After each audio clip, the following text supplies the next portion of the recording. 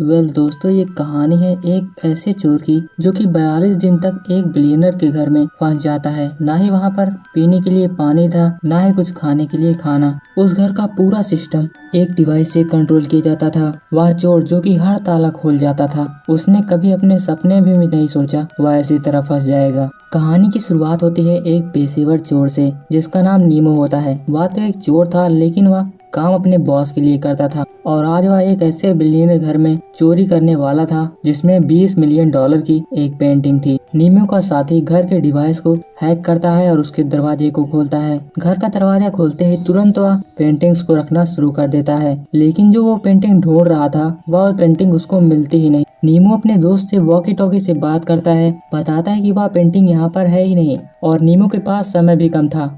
वह डिवाइस भी हैक से हटने वाली थी, इसीलिए नीमो को जो भी पेंटिंग्स मिली थी उनको लेकर के वह दरवाजे के पास जाता है, जहाँ पर उसका दोस्त नीमो को एग्जीक्यूशन कोड बताता है। लेकिन जैसे उस कोड को डालता है नीमो, वैसे उस डिवाइस में एरर आ जाता है और घर के सिक्योरिटी अलार्म घर के चारों कोने में बजने लगते हैं। नीमो अपने साथी से इसके बारे में पूछता है, लेकिन नीमो का साथी इसमें कोई भी हेल्प नहीं कर सकता था और वह कहता है कि तुम्हें अब इस घर से खुद ही बाहर निकलना पड़ेगा, मैं तुम्हारी कोई भी हेल्प नहीं कर सकता। अब नीमो उस घर में चोरी करके पछता रहा था और ऊपर से सायरन की तेज आवाज उसके कानों में गूंज रही थी। इसलिए नीमो गुस्से में आकर के उस डिवाइस को तोड़ देता है और घर में लगे अलार्म को भी ढूंढ के वह तोड़ देता है। जिसके बाद नीमो दरवाजे के पास दोबारा आता है और उसे चाकू की हेल्प से तोड़ने लगता है।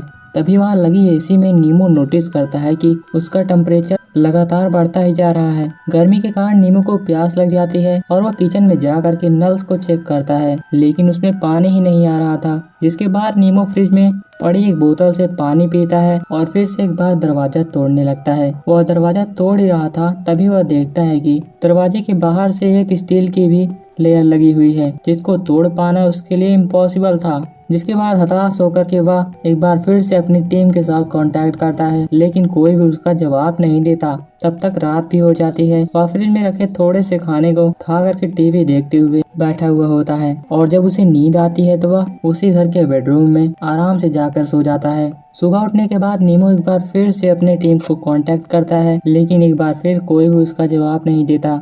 नीमो वहाँ पर पड़े टेलीफोन से भी कांटेक्ट करना चाहता था, लेकिन वह टेलीफोन भी बंद था। तभी नीमो वॉशरूम के लिए जाता है। वहाँ देखता है कुछ फेक फ्रूट्स रखे हुए थे। नीमो उसे उठाता है और तेज से खिड़कियों पर फेंकता है, लेकिन उन खिड़कियों को कुछ भी नहीं होता, क्योंकि वह खिड़कियाँ साउंड एब्जॉर्बिंग और बुलेट प्रूफ थी। वहाँ इतनी हाई सिक्योरिटी थी कि कोई चींटी भी वहाँ पर नहीं आ सकती थी। तभी नीमो बैठा हुआ होता है, तभी उसे ऊपर छत दिखाई देती है और वही एक रास्ता था जहाँ से वह बाहर निकल सकता था। वहाँ ऊपर तक पहुँचने के लिए नीमो ने सभी फर्नीचर्स इकट्ठा किए। यह सब करते हुए उसे पसीना आ रहा था, क्योंकि वहाँ का टेम्परेचर कॉन्टिन्यूसली बढ़ रहा था। इसीलिए नीमो स्विमिंग पूल में अपने कपड़े को धुलता, उसी से अपना पसीना भी पोंछता है। वहाँ पर पीने के लिए कुछ नहीं था, इसीलिए वह स्विमिंग पूल के पानी को पीता है, लेकिन वह उसे तुरंत ही थूक देता है क्योंकि वो बहुत ही कड़वा था। जिसके बाद वह तुरंत उठ करके मछली के कंटेनर से पानी चेक करता है और वह पानी भी पीने लायक नहीं था, इसीलिए वह फ्रिज में बने बर्फ को ही खा करके वहाँ सर्वाइव कर रहा था। नीमो हर फर्नीचर को इकट्ठा करके उसे एक रस्सी से बांध देता है। काफी फर्नीचर इकट्ठा करने के बाद जब वह ऊपर चढ़ता है, तब भी वह ऊपर तक नहीं पहुंच पाता, क्योंकि वहां की छत नॉर्मल छत से काफी ऊंची थी। इसीलिए वह निराश होकर के नीचे आता है। बैठे बैठे उसे रात हो जाती है और वह टीवी से कनेक्टेड सीसीटीवी की फुटेज बैठ के देखता रहे कि कोई वहां पर आए, उससे वह हेल्प मांग सके। वह दिन भर बैठ के टीवी ही देखा करता था। जैसा कि मैंने बताया कि वहाँ का टेम्परेचर लगातार बढ़ रहा था, इसीलिए वह कंट्रोल डिवाइस से उसे कम करने की कोशिश करता है, लेकिन उससे कुछ भी नहीं होता। प्यास के मारे वह फ्रिज से ही बर्फ निकाल निकाल के चाट रहा था और यहाँ इसकी पूरी मजबूरी और पूरी लाचारी एकदम साफ दिखाई दे रही थी कि वह अब हार मान चुका है। लेकिन फिर से वह हिम्मत करके उठता है और उस घर को पूरी तरीके से एक्सप्लोर करता है, ताकि उसे कोई ऐसा रास्ता मिल जाए कि वह वहाँ से निकल पाए या फिर सरवाइव करने के लिए कोई साधन। वह वहाँ पर घूम ही रहा होता है, तभी उसे पानी की आवाज सुनाई देती है। और वह उसका पीछा करता है तो वह एक छोटे से प्लांट हाउस में जा पहुंचता है, जहाँ पर पौधों को पानी देने के लिए पाइप्स लगाई गई थी, जहाँ पर बह रहे पानी को वो जी भर के पीता है और काफी देर वहीं लेट कर ठंडक भी लेता है। लेकिन वह पानी टाइम से अपने चला जाता है, इसीलिए उसने डिसाइड किया था अगले दिन जब पानी आएगा तो वह इसे स्टोर कर लेगा। जिसके बाद हम देखते हैं कि वह छत से बाहर निकलने का प्रयास अब भी नहीं छोड़ रहा था। वह और भी फर्नीचर लेकर के और भी ऊंचाइयों तक जाता है, जहाँ पर उसकी रूफ सीमेंट से बनी हुई थी। वह यह सब देख करके एक बार नीचे आ जाता है। वहाँ पर गर्मी इतनी हो गई थी कि उसके लिए कपड़े पहन पाना मुश्किल था। वह टीवी में बैठे हुए एक सर्वेंट को लिफ्ट से ऊपर की ओर आते हुए देख रहा था और वह सर्वेंट उसी दरवाजे के सामने सफाई करती है। नीमो इसीलिए जल्दी से कपड़े पहन के वहाँ पर उसे बुलाने जाता है, लेकिन उस लड़की ने एयरबड लगाए थे और वह घर भी नॉइस कैंसिलेशन था। जिसके बाद वह निराश होकर के वापस लौटता है। तब तक वह सर्वेंट भी वहाँ से चली गई थी। तभी हम देखते हैं कि वहाँ का टेम्परेचर धीरे धीरे घट रहा था। नीमो जाकर के उस डिवाइस कंट्रोल में देखता है तो वहाँ का टेम्परेचर ठंडा हो रहा था और पहली बार वहाँ पर उसको राहत की सांस आई थी। अगले दिन वह सभी बर्तनों में पानी को स्टोर कर लेता है और अलग अलग तरह के स्टोर किए गए खानों को खाता है। लेकिन वह कब तक चलता। फिर एक दिन वह एक कांच की बोतल तोड़ता है, जिससे वह अपने लिए चश्मा बनाता है और वह फर्नीचर से चढ़ के सीमेंट से बनी रूफ को तोड़ने लगता है। काफी देर सिर ऊपर करके तोड़ने से उसके गर्दन में दर्द होने लगता है, इसीलिए वो उतर के नीचे आता है। फिर हम देखते हैं कि वह अपने आप से बातें करते हुए अपने लिए किचन में पास्ता बनाता है, वो भी सिर्फ पानी से। फिर वह टीवी देखते हुए एंजॉय करता है और उधर उधर के बड़बड़ाते रहता है और एक बार फिर वह अपने काम पे लगता है। रूफ का कुछ भाग तोड़ने के बाद उसे पता चला कि वह एक नट बोल्ट से टाइट किया गया है। जिसके बाद रात हो जाती है और वह नीचे चला आता है और वहाँ का मौसम काफी ठंडा हो चुका था। जहाँ पहले वह बिना कपड़ों के रहा करता था, वहाँ अभी उसे शॉल के सहारे रहना पड़ा। फिर से एक बार रात से सुबह हो जाती है और नीमो का दिमाग बद से बदतर होता जा रहा था और वह अलग अलग तरह की हरकतें कर रहा था। और इस दिन वह ऊपर चढ़ के वहाँ की सारी सीमेंट हटा देता है और वहाँ के नट बोल्ट प्रॉपर दिखने लगते हैं। जिसके बाद हम नीमो को देखते हैं वह नीचे आकर के वहाँ पर लगी पेंटिंग्स को खराब करता जा रहा था। उसमें अपने हिसाब से स्केचेस बना रहा था। जिसके बाद वह मालिक के रूम में जाता है, अलमीरे को खोल के कोट ले रहा था। तभी वहाँ देखता है कि अलमीरे के पीछे एक खुफिया दरवाजा भी है।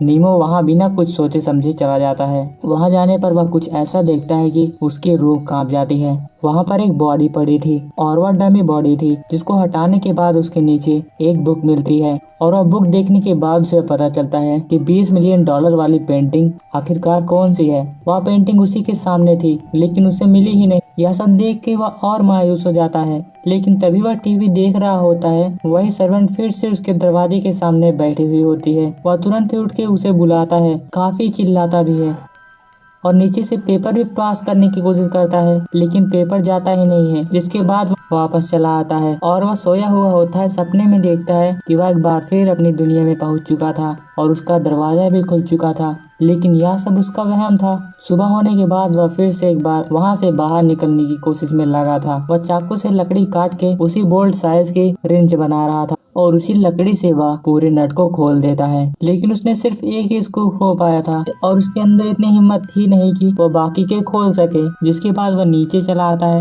और फिर हम देखते हैं कि नीमो पूरी तरीके से पागल हो चुका था। वह अपने आप में बड़बड़ा रहा था, अलग अलग तरीके के काम कर रहा था और वहाँ पर इंसानों का खाना भी खत्म हो चुका था। बचा तो सिर्फ कुत्ते के खाने वाला खाना, लेकिन लाचारी में उसे भी खाना पड़ा। और इसके साथ परेशानी ये भी थी कि वहाँ का टेम्परेचर लगातार घटता जा रहा था और ठंड लगातार बढ़ती जा रही थी। लेकिन उसे कैसे भी करके वहाँ से बाहर निकलना था, इसीलिए वह बचे हुए स्क्रू को खोलने के लिए ऊपर चला जाता है और इसी बीच उसका पैर फिसल जाता और वह धड़ाम से नीचे चला आता है। और दिक्कत की बात यह थी कि उसका पैर भी टूट चुका था और इसी तरह वह लंगड़ाते हुए पूरा समय व्यतीत करता है।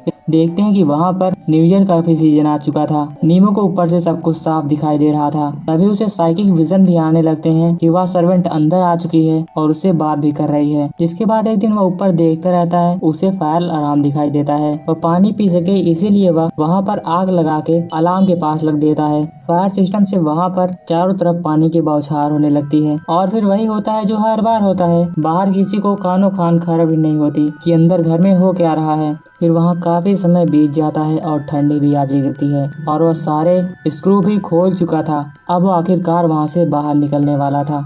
इसीलिए वह घर की दीवारों पर कुछ मैसेज छोड़ देता है कि मैंने आपके पूरे घर को बर्बाद कर दिया है, इसके लिए मुझे माफ करना। और यह घर आपके लिए घर होगा, लेकिन यह घर मेरे लिए एक जेल के समान थी। जिसके बाद नीमो ऊपर से वहाँ से बाहर चला जाता है। लेकिन नीमो आखिरकार वहाँ से जाएगा कैसे? या तो वहाँ से वह कूद जाएगा या तो वह किसी से हेल्प मांगेगा। आपकी क्या राय है इसमें? आप कमेंट करके जरूर बताइएगा। लेकिन स्टोरी यहीं पर खत्म हो जाती है। तो मिलते हैं किसी और सर्वाइवल स्टोरी के साथ।